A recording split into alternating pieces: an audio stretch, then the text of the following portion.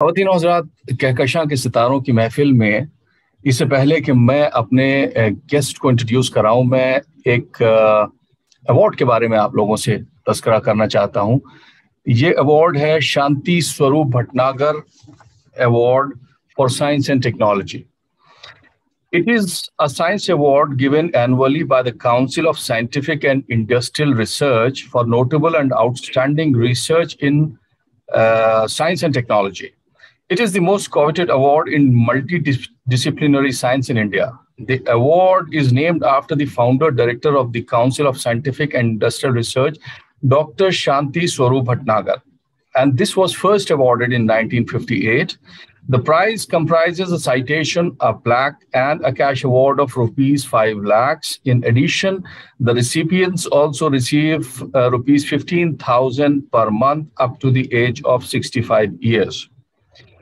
In 2020, this was awarded to Dr. Bushra Atiq, my guest today, who is now an associate professor in the Department of Biological Sciences and Bioengineering, IIT Kanpur.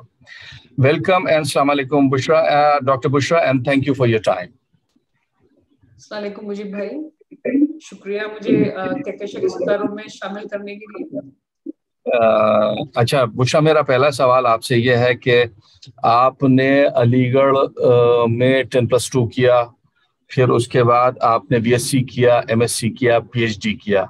उसके बाद आपने 2003 से 2005 तक CSIR fellowship from AIIMS Delhi और 2005 से 2007 तक research fellowship from McGill university Montreal, 2008 से 2013 research investigator Michigan university. तो डॉक्टर साहिबा, बरेली से कानपुर तक का इतना लंबा सफर, इतने स्टेशंस, तो आप ये बताइए कि किस चीज की तलाश रही आपको, and tell us about your journey and what was your inspiration.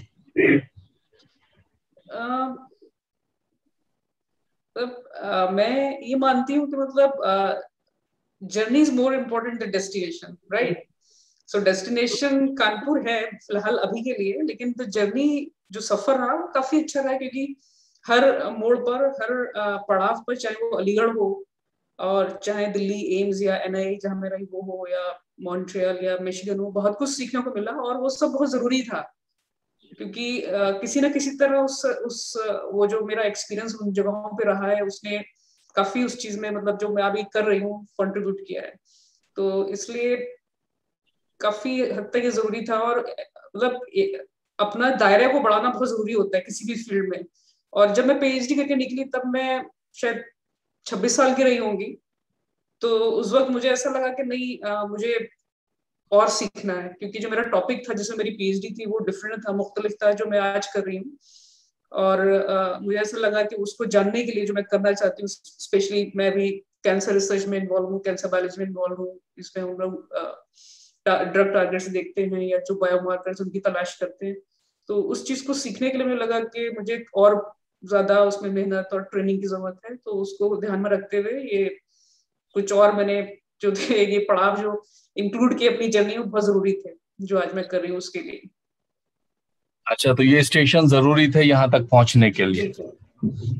Good good. अच्छा, मैं डॉक्टर बुशरा, मैं ये अवार्ड्स की लिस्ट मैं देख रहा था और ये हमारे लिए फख्र की बात है कि 2000 में ये अवार्ड डॉक्टर शाहिद जमील साहब को दिया गया था और 2020 में आपको दिया गया, और आपने इसको बहुत कम उम्र में हासिल किया है। मॉलिक्यूलर ऑन्कोलॉजी, इतना मुश्किल सब्जेक्ट चुनने की क्या खास वजह थी? एक चीज तो ये मुजीब भाई, कम उम्र में तो हासिल नहीं किया है क्योंकि इस अवार्ड की ये खासियत ये है कि ये 45 साल से कम उम्र वालों को मिलता है। तो शाहिद सर की भी उम्र 45 से कम ही रही होगी, और मेरी भी कमी है उससे, तो उन्हीं लोगों को मिलता है। बहुत कम उम्र में तो नहीं हासिल किया है मैंने, ठीक ही उम्र में मिल गया। और जो आपने बोला मॉलिक्यूलर ऑन्कोलॉजी मैंने क्यों चूज किया, तो उसका एक वजह जैसे मैंने बताया आपको कि जब मैं पीएचडी कर रही थी उस वक्त मेरा काम जो था ये था कि जो कुछ दवाएं पड़ती हैं खेतों में, है ना, हर्बिसाइड और वीडिसाइड, खरपतवार को कम करने के लिए, या फिर जो कीड़े वगैरह लग जाते हैं उनको कम करने के लिए दवाएं पड़ती हैं। तो उसके क्या असरात होते हैं क्रॉप पे। तो हाँ बचाव हो रहा है, लेकिन वो अगर बह के वाटर बॉडीज में, नदियों में जा रहे हैं तो उससे क्या इफेक्ट हो रहा है, क्योंकि वो केमिकल्स काफी नुकसानदेह हो सकते हैं। तो उस रिसर्च के दौरान हमने पाया कि ये सारे जो केमिकल्स उनका काफी बुरा असर पड़ता है जो दूसरे ऑर्गेनिज्म है, जो दूसरे वो हैं जैसे फिश वगैरह पर। तो मेरा फिश एक मॉडल ऑर्गेनिज्म था, माउस भी था, तो हमने देखा उसमें काफी चेंजेस आ रहे हैं जेनेटिक लेवल पे। जो क्रोमोसोम्स होते हैं सेल्स के अंदर, वो उसमें काफी ब्रेकेज हो रहा है। और कैंसर भी एक ऐसी बीमारी है जिसमें ये चेंजेस होते हैं, है ना। अच्छा। डीएनए में कुछ कुछ चेंज हो जाते हैं और क्रोमोसोम्स भी काफी टूट फूट जाते हैं। तो ये एक रीजन रहता है कि मुझे लगा कि नहीं, इस काम को जो है अब यहीं पे खत्म करके अब कैंसर की तरफ जाना चाहिए, क्योंकि जो एक हॉलमार्क है जो हमको दिख रहा था उसमें, वो काफी हद तक सिमिलर होता है। तो ये वजह रही कि भी मैंने सोचा कि नहीं, हमको जो है कैंसर में काम करना। ऑब्वियसली मेरा पीएचडी ट्रेनिंग तो नहीं थी कैंसर में, लेकिन क्योंकि मन में था कि नहीं अब कैंसर में ही काम करना है, तो वो सोचते हुए फिर मैंने AIIMS New Delhi doctor Neeta Singh के साथ मैंने ज्वाइन किया रिसर्च एसोसिएट, और फिर वहां से ये कैंसर वर्क और कैंसर रिसर्च शुरू किया। तो उस वक्त मेरा लंग कैंसर में काम था। और मॉलिकुलर ऑन्कोलॉजी का इसलिए कि बोल सकते हैं उसको, मतलब क्योंकि मॉलिकुलर लेवल पे हम देखते हैं कि क्या चेंजेस आ रहे हैं, कौन कौन से मतलब जीन से म्यूटेशन हो रहा है जिसकी वजह से कैंसर बढ़ रहा है, या फिर कौन सी पाथवेज जो म्यूटेशन की वजह से एक्टिवेट हो रही है, क्या दवाई उसमें काम कर सकती है, कारगर मतलब साबित होगी। तो ये अच्छा। इसका वजह ये ये रही। ये तब्दीली जो है ये आपने पीएचडी के बाद फिर जब आप ऑल इंडिया इंस्टीट्यूट गई पोस्ट रिसर्च, वहां पे स्विच ओवर किया फिर आपने इसको, ये सब्जेक्ट। बिल्कुल। अच्छा। अच्छा। अच्छा। डॉक्टर साहबा ये बताइए कि हम लोग तो आईआईटीज का नाम सुन के हम जैसे लोगों को तो बुखार आ जाता है, तो वहाँ के स्टूडेंट्स की एक अलग क्लास होती है। एक जनरल जो परसेप्शन है आईआईटीज के स्टूडेंट्स का कि वो लोग जो है वो जरा सी मुख्तलिफ किस्म की मखलूक होते हैं। तो आपके लिए हाउ डिफिकल्ट और how easy it is to manage such a intelligent breed of students? Difficult या इजी तो मैं नहीं बोलूंगी, लेकिन हाँ एक बात है कि अभी भी हर क्लास में जाने से पहले उसकी काफी तैयारी करनी होती है। और भले ही मैं उस कोर्स को पिछले कई सालों से पढ़ा रही हूँ, लेकिन फिर भी जब भी तुम मतलब जब भी हम जाते हैं क्लास में, तो उससे पहले कम से कम अच्छी तरह उस टॉपिक को और जो भी उसमें हमको डिस्कस करना है उसकी अच्छा हमें होमवर्क करना होता है। एक क्लास लेने के तो 1 घंटे की क्लास के लिए कम से कम मुझे खुद को 3 घंटे उस टॉपिक को देने की जरूरत है। और एक चीज ये है जो कि मैंने सीखी है कि अगर जो आपको नहीं आता है, ज्यादा अच्छा है आप, चाहे वो स्टूडेंट हो चाहे कोई भी हो, उसके सामने आप बोल दीजिए कि हाँ आई डोंट नो दिस, है ना। तो वो ज्यादा बेहतर है कि फालतू में ही उसको एक जो ट्रैक नॉन करें। स्पेसिफिक। हाँ बिल्कुल, तो ज्यादा अच्छा है कि अगर जो नहीं आता है यू कैन ओपनली से कि आई डोंट नो दिस, वो ज्यादा अच्छा। बेहतर होता है। अच्छा। लेकिन ये टीचर्स से अगर स्टूडेंट, आई डोंट नो कि आईआईटी के स्टूडेंट्स कैसे उस पर रिएक्ट करते होंगे। हमारे तो टीचर अगर ये कह देते खुदा ना खास्ता कि आई डोंट नो, तो उनके ऊपर तो दुनिया भर के लेबल्स लग जाते। आपको आपको मालूम है कि अलीगढ़ लेबल देने में बड़ा माहिर है, अव्वल नंबर पे। अच्छा, नहीं आपने ये ये सही आई। है, हाँ। मुझे लगता है नहीं ये सही है, इसलिए क्योंकि आपको वहां पे एक फलसफे बनाने की जरूरत नहीं है। जो बात रियल है, जो आपको लग रहा है, उसमें कुछ सिग्निफिकेंस होना चाहिए जो भी आप कन्वे कर रहे हैं। और आपको नहीं पता है तो साइंस जैसी चीज है, उसमें कुछ इजाद नहीं कर देंगे खड़े खड़े। इट्स बेटर टू से okay I don't know, I will go through it later on and discuss with you. So I think that is better than just नहीं भी आते हुए कुछ भी बोलना। सही बात। अच्छा, हमने जो आईआईटीज के अंदर का माहौल जो था, वो एक फिल्म आई थी आमिर खान की, 3 इडियट्स। तो उसमें वहाँ का माहौल जो था वो देखा था। तो वहाँ वाकई कि इतना प्रेशर होता है क्या स्टूडेंट्स के ऊपर, जितना कि वो उस फिल्म में दिखाया गया था? कुछ हद तक तो प्रेशर होता है। देखिए उसकी रीजन ये भी आ रहे हैं अपनी अपनी जगह पे वो लोग टॉपर्स हैं, है ना। योर अभी वॉइस वो इज। आई है और उन जगहों में मतलब हो सकता है कि वो टॉपर रहे हो, हो सकता है वहां पे मतलब उनका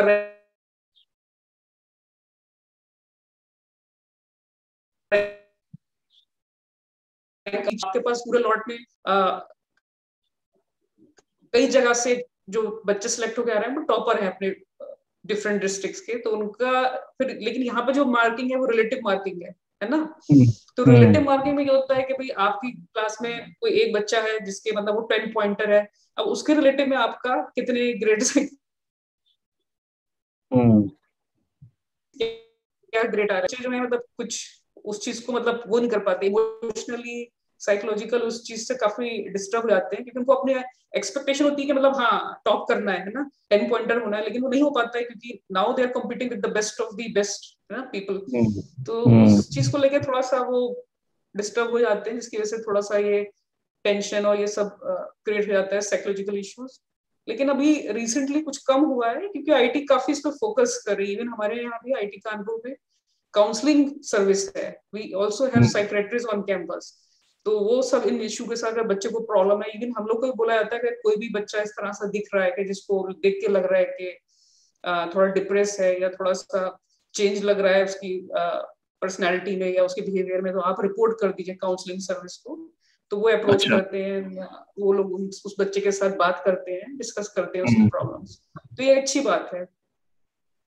तो मुझे एक चीज याद आ रही है कि हमें भी एक बार शौक हुआ था, आईटी का एग्जाम देने गए थे, तो मैंने देखा था वो student, I still remember that कि जो क्लास करने जा रहे थे तो एक पैर में सीधा चप्पल था और एक पैर में उल्टा चप्पल था। I still remember that. वो बहुत पुरानी बात है, लेकिन मुझे ये याद है कि वहाँ के लोगों का जो एक जहनी एक जो लेवल होता है वो जरा अलग ही होता है हट करके। अच्छा डॉक्टर साहब, एक मैं ये पूछ रहा था कि अलीगढ़ के पॉइंट ऑफ व्यू से जहाँ तक लड़कियों की तालीम का जो एक नजरिया है, तो उसमें ये देखा गया है कि ज्यादातर साइंस स्ट्रीम की लड़कियां जो होती हैं वो एमबीबीएस उनका एम होता है, और जाहिर है कि उसमें इतनी सीट्स तो होती नहीं कि सब लोग क्वालिफाई कर जाएं। तो फिर वो जो एमबीबीएस में नहीं जिनका सिलेक्शन हो पाता, वो फिर बायोकेमिस्ट्री और बायोटेक्नोलॉजी और फिर जो और एसोसिएटेड जो ब्रांचेस हैं, तो उसका फिर वो रुख करती हैं। तो क्या आपने भी अटेम्प्ट किया था? आपने भी एमबीबीएस की तरफ अटेम्प्ट किया था और उसके बाद फिर लाइन अपनी तब्दील करी? एक्चुअली एक चीज तो ये कि ये लड़कियों का ही नहीं है, जो भी स्टूडेंट्स मैं बोलूंगी लड़कियों के लिए ही, मैं इस चीज को ब्रैकेट में नहीं डालूंगी कि लड़कियों में ही ये टेंडेंसी होती है। खास तौर पे सारे मतलब ही स्टूडेंट्स, बिल्कुल सारे ही स्टूडेंट्स, जो लड़के हो लड़की हो, जो भी बायोलॉजी लेके 12th करते हैं, कि ठीक है अगर मैथ्स है ठीक है दोनों अप्लाई करेंगे, इंजीनियरिंग एंड मेडिसिन। जिनके पास मैथ्स नहीं है बायोलॉजी है तो एमबीबीएस के लिए जाएंगे। और मैंने भी सोचा था कि मैं जाऊंगी, तो जब मैंने 12th किया तो मेरा उनका जो एज कट ऑफ है 17, आपको अपेयर होने के लिए 17 होना चाहिए, मेरा नहीं था, तो मैं उस वक्त नहीं दे पाई। तो मैंने बीएससी फर्स्ट ईयर के बाद दिया था, फर्स्ट ईयर करने के बाद। और फॉर्चुनेटली मेरा हुआ नहीं, आई यूज फॉर्चुनेटली। और मेरी वालदा ने कहा कि ठीक है भाई तुम अब दोबारा से दो और ये करो वो करो कोचिंग। तो मैंने कहा नहीं मुझे नहीं करनी है, मुझे बीएससी करना है, मुझे इसमें अच्छा लग रहा है। और फिर हमने सोचा कि नहीं हमको इसी में आगे बढ़ना है। लेकिन बीएससी खत्म करने के बाद मुझे ऐसा लगा कि नहीं, थोड़ा सा होता है ना कि मतलब यंग होते हैं तो आप चेंज होता रहता है व्यू और किस तरह से किस फील्ड में जाना है। तो उस वक्त मुझे बहुत ज्यादा कि नहीं मुझे अब उसमें जाना है, एयरफोर्स में, है ना। अच्छा। तो मास्टर्स फर्स्ट ईयर में हम जब एडमिशन लिया उसके बाद हमने फिर ये शॉर्ट सर्विस कमीशन होता है एयरफोर्स का, वाराणसी बोर्ड एसएसबी, तो हमने फिर वो वहाँ एग्जाम दिया, तो मेरा रिटर्न हो गया, मम्मी के साथ वहां गए थे।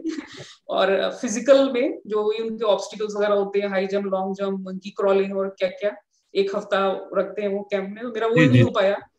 तो उसके बाद जब वो नहीं हुआ तो फिर मम्मी ने कहा ठीक है अगर तुम्हें वाकई में जाना ही है एयरफोर्स में तो तुम थोड़ा बरेली में स्टेडियम वगैरह जाना शुरू करो और ये सारी फिजिकल एक्टिविटीज पे ध्यान दो। लेकिन फिर लगा कि नहीं नहीं ये सही नहीं है, छोड़ो, अब नहीं हुआ, रिटर्न तो हो गया था, अब एमएससी करके रिसर्च करी जाए। तो ऐसा नहीं है, मतलब मेरा बीच में चेंज होता रहा कि नहीं अब ये नहीं ये करना है। तो एकदम ऐसा अच्छा नहीं था कि यही अच्छा करना है। अच्छा लेकिन अच्छा, हाँ, समझ लो। रिसर्च और साइंस की तरफ काफी हमेशा से तवज्जो रही है, बहुत उसमें इंटरेस्ट रहा। तो एक हम्म। वो वजह भी थी कि मुझे लगा कि नहीं, यही शायद सही रास्ता है। हाँ मतलब ये कि आप इसको कह लीजिए कि डेस्टिनी में अगर आप यकीन करते हैं तो फिर ये है कि you are where you are meant to be. तो जी, मैं एक आपका इंटरव्यू देख रहा था यूट्यूब के ऊपर, तो एक बड़ी दिलचस्प चीज आपके बारे में पता चली कि आप साल में 2 मरतबा अपना किचन अपने स्टूडेंट्स के लिए खोल देती हैं, उनसे खाना पकवा के खाती हैं। आप इसकी क्या फिलॉसफी है? नहीं नहीं, मैं पकवा के नहीं खाती हूँ, मैं ही पकाती हूँ। लेकिन अच्छा। मुझे ऐसा लगता है कि मतलब ठीक है, हम लोग कभी कभी बाहर भी जाते हैं खाना खाने हम्म रेस्टोरेंट वगैरह में, लेकिन वो एक तरह से उतना इंटरेक्टिव नहीं होता है ना। आप फॉर्मली जाएंगे, वहां बैठेंगे, वेटर्स आके कुछ हम्म सर्व कर रहे हैं, आप खाएंगे, आ जाएंगे। लेकिन इस तरह की जो एक्सरसाइज है, मतलब जब ये बच्चे आते हैं और उससे पहले जो उनमें जोश होता है कि, और हर किसी को होता है कि अच्छा ये इस डिश में एक्सपर्ट है, इसको ये बनानी है, इसको ये बनानी है, और उसकी पहले लिस्ट तैयार होगी 2 दिन पहले, ये सब हम्म शॉपिंग करनी है। तो हम्म उससे क्या होता है, मुझे ऐसा लगता है कि एक इंटरेक्शन जो है बच्चों में आपस में, एक जो टीम वर्क है, वो थोड़ा सा इनहेंस होता है। और खाना एक ऐसी चीज है कि वो किसी को भी मतलब करीब ले आता कनेक्ट है ना। कनेक्ट हो जाता है, आपके सही। अंदर बिल्कुल। और बल्कि मैं देखती हूँ कि किस तरह से पहले मेरी लैब में वेजिटेरियन ज्यादा स्टूडेंट्स थे, और अभी आज ही हम लोग डिस्कस कर रहे थे कि दिवाली में जो लोग बच्चे नहीं घर जा रहे हैं उनको मैंने कहा कि घर आना। तो ऐसा लगा कि अभी जो रेशियो है वो चेंज हो रहा है, तो नॉन वेजिटेरियन ज्यादा हो गए, वेजिटेरियन कम हो गए। तो मुझे ऐसा लगता है खाना ऐसी चीज है ना कि वो सबको एक साथ ले आता है, जो भी थोड़ा करेक्ट। बहुत मनमुटाव होता है वो भी निकल जाता है, और it's very good, it's very healthy exercise. तो हम लोग कर रहे हैं और बच्चों को मजा आता है, एंजॉय करते हैं। एक डिश तो मैं भी बनाती हूँ, ये एक कहीं डिश मैं ऐसा तो नहीं बनाती है हूँ। कि और ईद और बकरीद का ओकेजन आप चूज करती हैं इसमें? नहीं नहीं नहीं, ईद बकरीद में मैं होती ही नहीं हूँ, मैं तो अपने घर जाती हूँ बरेली। अच्छा अच्छा। ज्यादातर मतलब कोरोना टाइम में मैं नहीं जा पाई, वरना तो ईद बकरीद हम्म। तो घर ही होती है। Must be a good experience कि सारे स्टूडेंट्स आपके साथ आते हैं और फिर उनसे इंटरेक्शन रहता है। अच्छा, डॉक्टर बुशरा, आपने बहुत तवील वक्त +2 से PhD तक AMU में गुजारा है। विमेंस कॉलेज में आप रही हैं या SN हॉल में भी रही? मैं विमेंस कॉलेज में रही हूँ, मतलब 3 हॉल, दो दो हॉल्स में ना, 2 हॉल्स में रही हूँ। और हम्म उसके बाद IG हॉस्टल से कह रहे थे, अभी तो कुछ नाम चेंज कर दिया उन्होंने, इंदिरा गांधी हॉल बना था ये, adjacent G to G G. Abdullah hall, वहां रही हम्म। हूँ। और फिर SN हॉल में भी रही हूँ, तो सारे ही हॉल्स में रही हूँ तकरीबन तो उस इतने वक्त के। इतने इतने सारे सालों में जो है वो बहुत सारे आपके साथ दिलचस्प वाकयात हुए होंगे। अलीगढ़ तो इसी के लिए जाना जाता है। कोई अगर आप हमारे साथ शेयर करना चाहें कोई मजेदार वाकया? वाकया तो बहुत है, लेकिन मैं क्या शेयर करूं, अगर जिन लोगों के वाकया उन्हें सुन लिया तो फिर ये तो रिस्क रहता है, देखिए, ये थोड़ा सा। जी। नहीं तो चलिए अब्दुल्ला हॉल का ही बताती हूँ मैं आपको। तो एक चीज तो ये है कि अब्दुल्ला हॉल में अक्सर हम लोग जब जाते थे तो हमारे जो क्लास में टीचर्स होते थे, उनकी निगाह में जो हॉस्टलर्स होते थे, है ना, जो NRC हैं, जो डे स्कॉलर्स हैं, वो बहुत बढ़िया सलीफेमंद और शरीफ लोग हैं। और जितनी भी हॉस्टलर है वो सब ये लोग जो है ऐसे ही हैं, हुड़दंग करने वाले, और सारी कुछ भी शैतानी की होगी, क्या किसी ने बोर्ड पे कुछ लिख दिया है तो वो मतलब जी। हम ही लोग हैं। हालांकि ऐसा नहीं था, हम लोग की क्लास में अच्छा। 1-2 ऐसे थे डे स्कॉलर जो शैतानी करने में आगे रहते थे, लेकिन हमारे हम्म। टीचर्स की निगाह में हमेशा हॉस्टलर्स ही हैं जो हंगामा करते हैं और बदमाशी करते हैं। ये अच्छा। खैर, वो तो खैर निकल गया। लेकिन एक वाकया अब आपसे शेयर करते हैं कि अक्सर हॉस्टल में होता है खाना बनाना अलाउड नहीं होता है, मतलब एटलीस्ट गर्ल्स हॉस्टल में तो बड़ा रिस्ट्रिक्टिव माहौल था कि नहीं, हम्म आपको हीटर यूज नहीं करना है। लेकिन हम्म। चोरी छुपे हीटर हो जाते थे यूज, वो प्लेट्स वाले जो होते हैं ना, वायरिंग प्लेट्स ही कहलाती थी, बहुत ही मतलब कम रुपए में वो आ जाती थी प्लेट्स। हॉट अब लग प्लेट जो जाती तो होती है। उस पे, हाँ, हॉट प्लेट तो बहुत सोफिस्टिकेटेड हो गया, वो तो सिर्फ एक प्लेट है, उसके अंदर वायर यू कैन सी ना पूरा लगा हुआ हाँ है अच्छा ऐसे। अच्छा, वो हीटर वाला जो होता है, सही सही। तो वो हाँ हाँ हाँ, हर जगह मिल जाता था, तो सही। अक्सर वो लोग यूज करते थे। तो एक बार ऐसा हुआ वाकया कि खाना वाना बन रहा था और रात में जो था वार्डन की सरप्राइज विजिट हो गई कि भाई किसी रूम में हीटर पे खाना बन रहा है। तो वो मेरा रूम नहीं था लेकिन पड़ोस में ही रूम था। वो जो थी मोहतरमा, वो खाना बनाते हुए हटाया हटाया, बेड के नीचे घुसाया और हॉट प्लेट जो थी उसको उठा के अलमीरा के अंदर रख दिया। ओहो। खैर वार्डन तो चली गई, लेकिन उसके बाद जो कपड़े वगैरह थे वो काफी उनके उसमें जलवल गए थे। तो एक तो ये अच्छा वाकया था जो काफी हम लोग उसके बाद हंसे। और अच्छा। ऐसी खाना बनाने का मसला हुआ था कि हाँ, मेरे रूम में था कि भाई ठीक है ये लोग हैं, और बाकी जो मेरे और रूममेट्स थे, हम लोग बैचमेट्स ही थे इनफैक्ट, लेकिन 12th की बात है कि वो हम्म बननी है, तहरी बननी है। तहरी बहुत बनती थी। हम्म। सिंपल आलू लिया, चावल, और फिर ये नहीं टमाटर भी जल्दी डालना डालते हो। है, और टमाटर है नहीं, कहाँ से आए, ये है वो है। अच्छा, मुझे वो लोग बहुत दौड़ाते थे, अरे नहीं तुम जाओ ये मांग कर लाओ भाई से, जो डाइनिंग हॉल के होते हैं वो तुमको दे देंगे। जी। तो एक दो बार तो गए, लेकिन इस बार वो नहीं, टमाटर के लिए कहाँ से लिया जाए, डाइनिंग हॉल का भी शायद टाइम नहीं था। तो उन्होंने किसी पड़ोसी में, जो एक पड़ोसी हमारे, उन्होंने कहा नहीं बॉटनिकल गार्डन है अब्दुल्ला हॉल में, जहाँ पे हम्म। क्लासेस हम लोग, क्योंकि उसके पीछे एक बोटेनिकल गार्डन बना रखा था। तो उन्होंने कहा नहीं आप तुम लोग जाओ, वहां पर टमाटर लगे हैं। अच्छा, तो ये लोग मुझे लेके गए कि नहीं तुम मुझे जब घुस के चले जाओगे, जाओ जाओ तुम ले निकाल के लाओ टमाटर तोड़कर वहां से। और ये छुट्टी का दिन है, हमने कहा ठीक है चलो। गए, टमाटर टमाटर तोड़े लेकर आए। तो खैर तहरी तो बन गई, लेकिन उसके बाद किसी शैतान मतलब लड़की ने ये बता दिया कि नहीं वो टमाटर जो थे वो एक्सपेरिमेंटल टमाटर थे, उसमें कुछ दवाई डाली हुई थी, है ना। और उसके बाद यकीन करिए, मतलब पूरी रात हम लोग जो थे ऐसे सोच के क्या होगा हम लोग का, हम लोग लगता है अच्छा खत्म होने वाले ही, कौन सी दवाई क्या डाला था उन्होंने, और हम लोगों ने खा लिया वो टमाटर। तो अच्छा। हाँ, मतलब काफी किस्से रहे हैं उस टाइप के मजेदार। तो वो रात जरा मुश्किल गुजरी। बहुत ज्यादा, सुख। मतलब हम लोग इसीलिए हाँ, उस सुबह उसमें थे कि सुबह सुकून मिला होगा जब सब उठ गए तो। बिल्कुल। हाँ ठीक ठाक सब अच्छा उठ गए तो अच्छा, वहां सही है, पे कुछ ज्यादा। हॉस्टल में जो जो लड़कों के हॉस्टल होते हैं, वहाँ अलीगढ़ के हॉस्टल में एक बड़ी चीज वहाँ की मशहूर है या बदनाम है, जब लाइट चली जाती है तो जो ऑपोजिट विंग्स होते हैं तो उनमें कंपटीशन होता है। तो ये अब्दुल्ला में होता था क्या, ये इस तरह का कुछ? नहीं, ये तो उस वक्त तो नहीं होता था, बहरहाल मतलब जब हम थे तो ये सब तो नहीं होता था। अच्छा अच्छा अच्छा अच्छा। तो अब एज एक्स्ट्रा करिकुलर अब इतना वक्त मिलता है, क्या करती हैं आप? आपको अगर वक्त मिलता है तो रिक्रिएशन के लिए आप क्या करती हैं? एक तो वक्त कभी मिलता है, लेकिन हाँ फिर भी जब थोड़ा बहुत वक्त मिलता है मुझे, एक तो मुझे कुकिंग पसंद है। तो हम्म। मैं खाना बनाती हूँ, अपना खाना खुद बनाती हूँ, और फिर कभी है तो कुछ अच्छा सा बनाते हैं, ऐसा सोचते हैं बना लिया जाता है। लेकिन उसके अलावा मुझे पेंटिंग पसंद है ना, ऑयल अच्छा पेंटिंग। तो अच्छा कम ही टाइम मिलता है, लेकिन हाँ जब भी कभी मिल जाता है तो थोड़ा सा कर सकते हैं। अभी तो बहुत साल से नहीं किया है, क्योंकि ऐसा अच्छा। लगता है कि हाँ कुछ हमेशा क्रिएटिव लगता है। है कि हाँ नहीं ये करना है वो करना है, लेकिन आई थिंक लाइक एक वो हॉबी है जो मुझे पसंद है, जिसको मैं चाहती हूँ कि अगर वक्त मिले तो वो काफी डिस्ट्रेसिंग होता है। हम्म। पेंटिंग करना, राइट। अच्छा अच्छा, डॉक्टर बुशरा ये बताइए कि आप अपनी इस कामयाबी में अपने अल्मा मैटर का, एमयू का क्या रोल देखती हैं?